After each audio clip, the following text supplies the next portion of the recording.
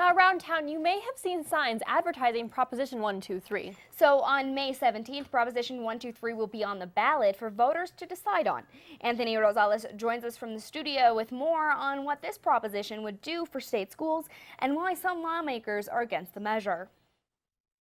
Now, Arizona currently ranks 48 out of the 50 states in school funding.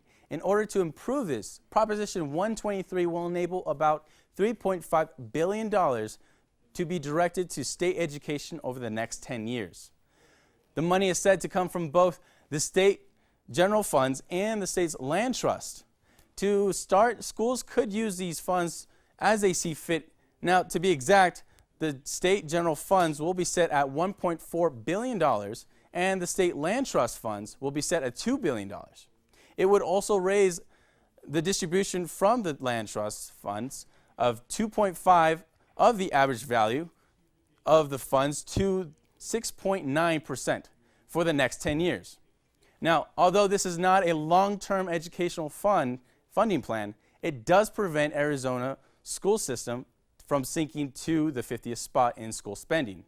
From the past 5 years, state officials have been in the midst of a lawsuit over public school funding from Proposition 301, which was passed back in 2000, which shortens school funding across the state of Arizona. However, Proposition 123 helps to settle this past due bill. If passed, the school's funds will start as early as June of 2015-2016 school year.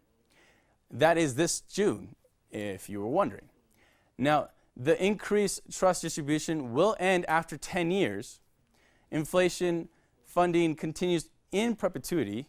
The settlement will have constitutional protection. Now, if this proposition fails, then there will be no additional funds and the lawsuit will continue. The school system will lose $7.4 million that was advocated as additional funds for the 2015-2016 fiscal school year. No guarantee of any payback from the future Arizona Supreme Court, and the state trust land fund will stay at its approved rate of 2.5%.